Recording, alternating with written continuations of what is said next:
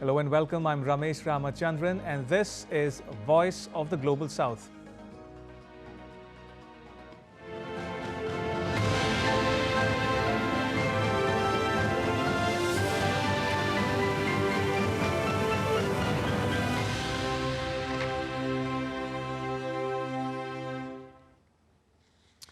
All right then, let's get started.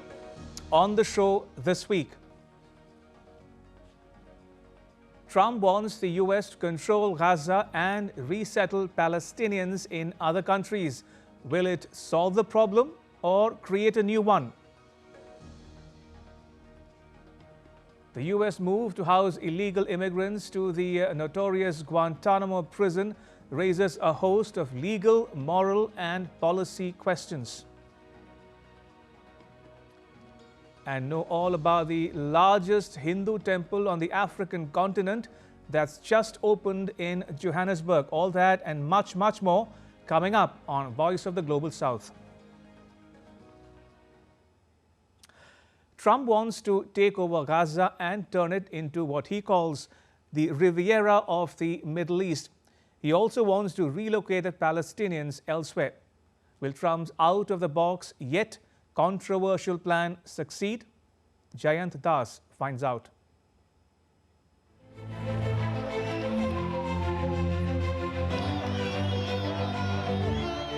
It was just a few weeks ago that thousands of Israelis and Palestinians broke into a dance of joy after a much-anticipated truce was reached between Israel and Hamas. The joy traveled far and wide around the world, with hostages belonging to as far as Thailand reuniting with their families after so long. Back in Israel, people lined the streets and cried tears of joy to welcome their loved ones back. In response, Palestinian prisoners were also freed by the Israeli side. Things were finally looking up, but not for long.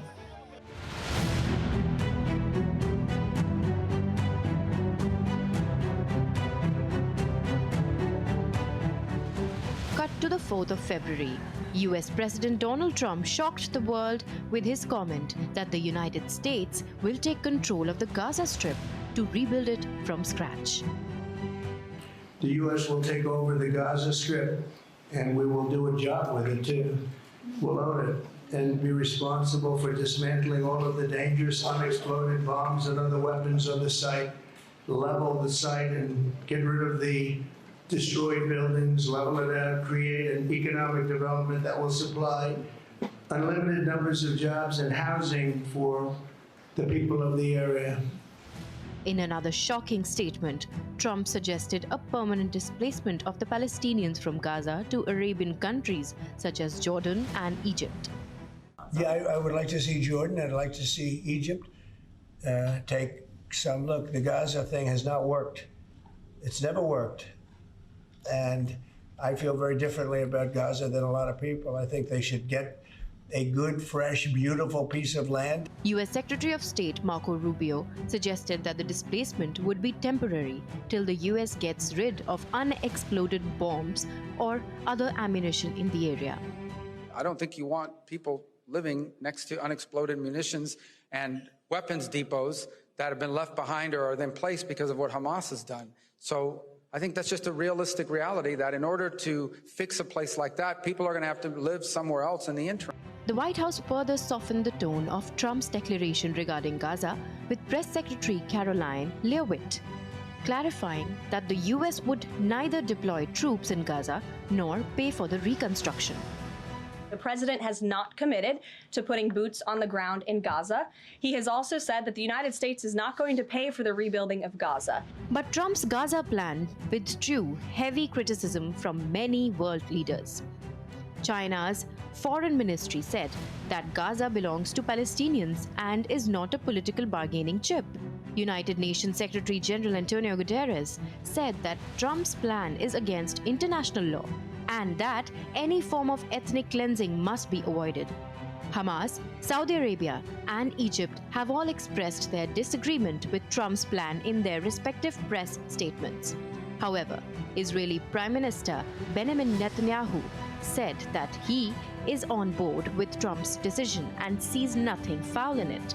But the actual idea of allowing first Gazans who want to leave, I mean, what's wrong with that? They can leave, they can then come back, they can relocate and come back, but you have to rebuild Gaza. If you want to rebuild Gaza, you can't have, this is the first good idea that I've heard. It's a remarkable idea. And I think it should be really pursued, examined, pursued, and done, because I think it will create a different future for everyone. Furthermore, Netanyahu reconfirmed Trump's statement on X that no US troops will be required in Gaza to achieve Trump's plans. But what does Trump really want with Gaza? Well, according to Trump, his move will bring Middle East stability and peace, which is long due. He plans to rebuild Gaza into the Riviera of the Middle East, filled with development and employment. I do see a long-term ownership position, and I see it bringing great stability to that part of the Middle East and maybe the entire Middle East.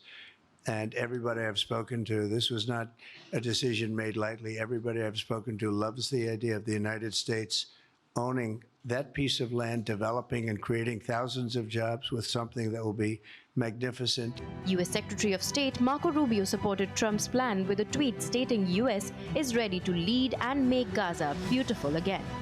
This statement was very evocative of Trump's popular America First ideology during his election campaigns, namely, Make America Great Again. And what is the stance of the Palestinians on Trump's plan to relocate them? Palestinians rejected the plan as they fear that Trump's Gaza plan will only result in mass expulsions, just like the Arab-Israeli War of 1948, a time they remember as Nakba, which means catastrophe in Arabic. Furthermore, many believe that the plan is just a way for Trump to introduce US control in Gaza. While speculations regarding Trump's Gaza plans are in the air, the position of supporters and opponents of the plan is more or less clear. While Trump has grand ambitions for a recovering Gaza, any action must follow careful thinking so as to not escalate the situation in an undesirable direction. Whether Gaza will become Trump's ideal Riviera or choose to arise again by itself, only time will tell. With inputs from Jayant Das, DD India. U.S. military aircraft carrying illegal immigrants have begun landing at Guantanamo Bay, the U.S. military outpost in Cuba. It's the same infamous Guantanamo Bay that once held terrorists involved in the 2001 attacks in the U.S. We revisit Guantanamo's makeover from being the centerpiece of George W. Bush's war on terror to Donald Trump's war on migrants.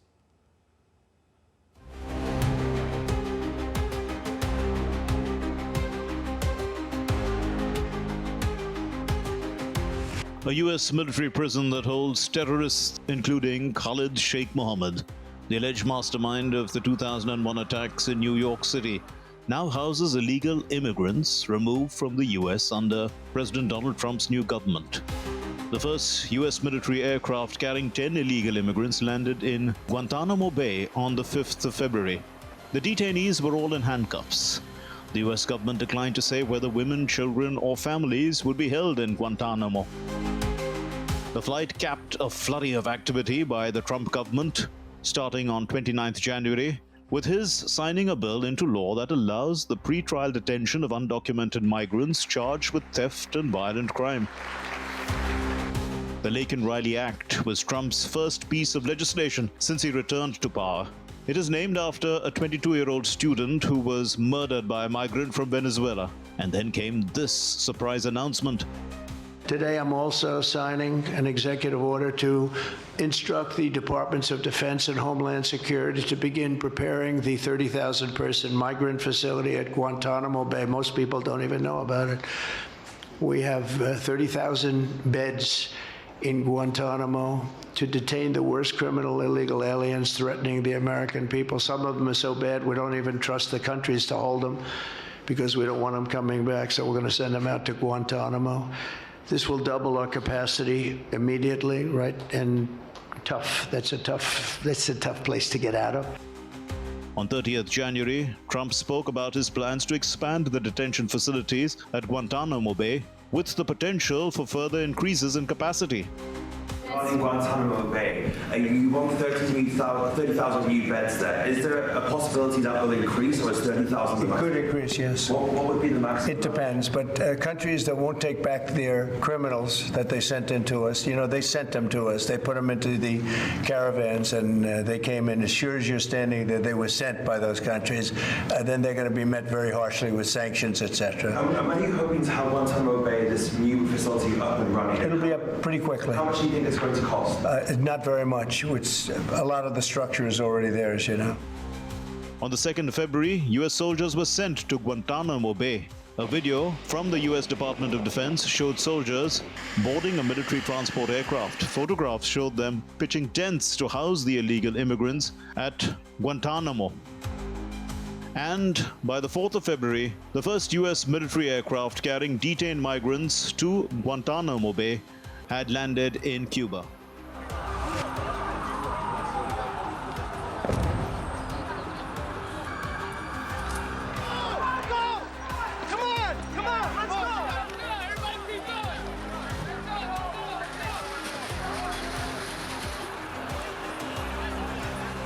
The Guantanamo Bay Detention Center, or Gitmo as it is called, was set up after the 11th of September 2001 terrorist attacks in the United States to deal with prisoners who were termed enemy combatants and denied many US legal rights. It has been used to indefinitely hold detainees seized during the wars and other operations that followed.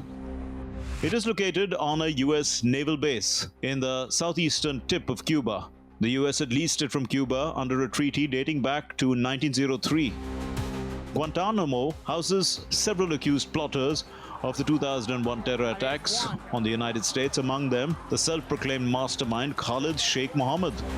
Its inmates also include the man accused of masterminding the attacks on the US warship in Yemen, Abdul Rahim al-Nasiri. He was captured in 2002 and transferred to Guantanamo in 2006. The prison is notorious for torture and human rights abuses. The conditions at Guantanamo Bay have prompted consistent outcry from rights groups. The UN experts have condemned it as a site of unparalleled notoriety. In 2023, a UN expert said that the US government treatment of Guantanamo Bay inmates was cruel, inhuman, and degrading under international law. Among the controversies to emerge from Guantanamo was the practice of force-feeding inmates on hunger strike. The US military defended it as a necessary medical treatment, but critics likened it to torture. Dubbed enteral feeding, the process involves inserting a tube into an inmate's nose and into his stomach, then pumping in liquid nutrient. The former US Presidents Barack Obama and Joe Biden both sought to close the facility, but the US legislature has opposed efforts to shutter Guantanamo, and it remains open to this day. Trump has vowed to keep the aging military base open. Thousands of undocumented migrants have been arrested since Trump's inauguration, including some accused of crimes. An unknown number have been repatriated to Colombia, Mexico, Guatemala, Brazil, and other countries, and Trump has vowed to expel millions. The US Immigration and Customs Enforcement has stepped up arrests, picking up about 1,000 people per day. That's 3 times the daily average last year. The agency has funding to hold an average of 41,500 migrants this year, and currently has about 40,000 in custody. The move to house the illegal immigrants at Guantanamo has met with criticism. Cuba's President Miguel Díaz-Canel called it an act of brutality. The establishment of a detention center at the American naval base in Guantanamo, where it is intended to imprison tens of thousands of people, constitutes a barbaric act. Mexico said that it will not allow the US to send Mexican migrants to Guantanamo Bay and prefers to receive them directly instead. Let's see, on the topic of Guantanamo, I can say that no Mexican will go there under any circumstances. Since we heard the news, we sent to the US Embassy a diplomatic letter precisely saying that we will receive every Mexican who wanted. But US Defense Secretary Pete Hegseth described Guantanamo as the perfect place to detain migrants whose home countries refuse to take them back. This is a temporary transit which is already the mission of Naval Station Guantanamo Bay, where we can plus up thousands and tens of thousands if necessary to humanely move illegals out of our country where they do not belong back to the countries where they came from in proper process. So you're going to be using it as a way station, in essence, where criminal illegal immigrants are not yet accepted by their home country. Do I have that correctly? And if that's the case, describe for me the kind of illegal immigrant that will be sent to Guantanamo. More or less, you're right. It's folks who maybe are in transit to their home country or a safe third harbor country, and it's taking a little time to move with that processing or the paperwork. Better they be held at a safe location like Guantanamo Bay, which is meant and built for migrants, meant and built to sustain that away from the American people as they are processed properly to where they came from. For her part, Homeland Security Secretary Kristi Noem said that the plan was not to hold people at Guantanamo indefinitely. Guantanamo is primarily known as a controversial detention center for suspects accused of terrorism-related offenses, but the base also has a history of being used to hold migrants. The New York Times reported in September 2024 that the Guantanamo military base had been used for decades by the US to detain migrants from Haiti and Cuba intercepted at sea, but in an area separate from that used to hold those accused of terrorism. The newspaper reported that 37 migrants were held there from 2020 to 2023, but that could increase dramatically following Trump's announcement of the roughly 800 people held at Guantanamo since 2002. For militant activity or terrorist-related offenses, only 15 inmates currently remain, following the release of a number of detainees towards the end of Biden's government. The military flights are a costly way to transport migrants. Reuters news agency reported that a military deportation flight to Guatemala likely cost around $5,000 per migrant. But this has not deterred Trump from turning to the military to help carry out his immigration agenda, including sending additional troops to the border using military aircraft to fly migrants out of the United States and opening military bases to help house them. The largest Hindu temple in the southern hemisphere has opened in South Africa. The grand opening ceremony attracted thousands. It represents a significant milestone for the Hindu community in South Africa. Jayant Das has more.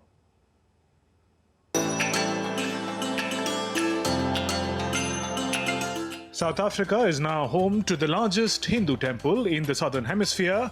The BAP's Sri Swaminarayan Mandir, Johannesburg, is also the largest Hindu temple in all of Africa. The temple was inaugurated on 2nd February by Mahanta Swami Maharaj, who heads the BAP Sanstha. 92-year-old head priest travelled from India for the grand opening ceremony, complete with marching bands and dancers. South Africa's Deputy President, Paul Mashatile, called the project a beacon of faith, culture and unity. Mashatile shared pictures of the temple on his X account. He said he was honoured to have opportunity to take part in the auspicious event. Hindus constitute less than 2% of South Africa's population, but there are several Hindu temples in the country. Johannesburg, where the BAP's Mandir is located, has witnessed a huge influx of Hindu expats moving in from all over South Africa. Built in Johannesburg's North Riding on a 14.5-acre plot, the BAP's Sri Swaminarayan Mandir is more than just a temple. It houses cultural centre along with 3,000-seat auditorium and a 2,000-seat banquet hall. It has a research institute, classrooms, exhibition and recreational centres, a clinic among other facilities. The temple will host a variety of courses in art, dance, language and faith in several languages spoken by the Hindu community. It also houses various BAP's charities. Currently, only the first phase of construction is complete. The temple in its entirety will be ornate, featuring ancient Hindu architecture on South African soil. During his visit to South Africa in August 2023 for the 15th BRICS Summit, India's Prime Minister Narendra Modi had inspected a 3D model of the temple. BAP's Swaminarayan Sanstha has constructed such temples around the world. It is spiritual, volunteer-driven fellowship dedicated to improving society through individual growth by fostering Hindu values of faith, service and global harmony. In February last year, Prime Minister Modi inaugurated the Babs Hindu Mandir, Abu Dhabi in the UAE. He laid the foundation stone for this temple in 2018. Prime Minister Modi called it a symbol of unity for people of all faiths and beliefs, as the temple's walls had carvings from Egyptian hieroglyphics and the Quran. आज United Arab अमीरात की धरती ने मानवीय इतिहास का एक नया स्वर्णिम अध्याय लिखा है।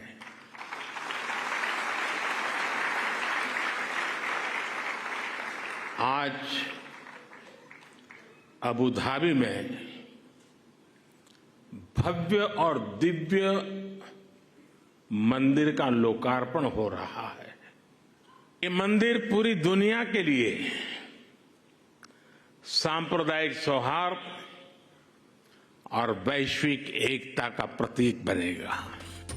In a virtual address on the occasion of the Babs Karikar Suvarna Mahotsav held in India's Ahmedabad in December 2024, PM Modi highlighted the selfless work that the organization is doing around the world to showcase the Indian heritage.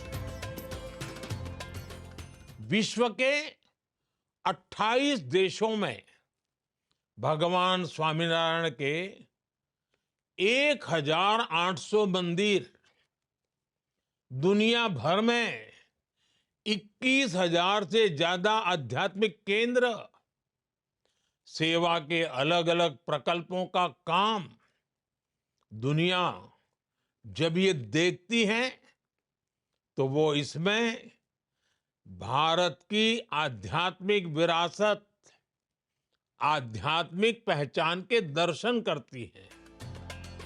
From the Swaminarayan Temple in Robinville in the US city of New Jersey to London in the UK, Nairobi in Kenya and Australia's Sydney, the Babs has a network of more than 1,300 temples and more than 5,000 centers worldwide.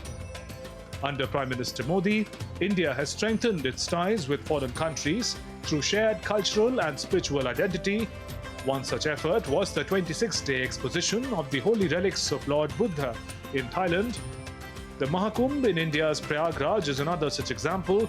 An estimated 3 million foreign tourists would have taken part in by the time the world's largest spiritual gathering concluded on 26 February, which is double the number expected by India's tourism ministry. With visits of foreign delegations as well as celebrities such as Coldplay singer Chris Martin, Hollywood actor Dakota Johnson and Apple founder Steve Jobs' wife Lawrence Powell Jobs, the Mahakumbh draws people from far and near. On 2nd February, Prime Minister Modi participated in Mahakumbh Abhishekam ceremony of the Sri Sanatan Dharma Alayam, also known as the Jakarta Murugan Temple. The temple is Indonesia's first ever temple dedicated to Lord Murugan, a Hindu deity and a child of Lord Shiva and Goddess Parvati. And now, with the opening of Babs Swaminarayan Mandir, Johannesburg, a new chapter has been added to India's ties with the continent of Africa, besides giving the Hindus their identity and adding a new dimension to Africa's tourism landscape.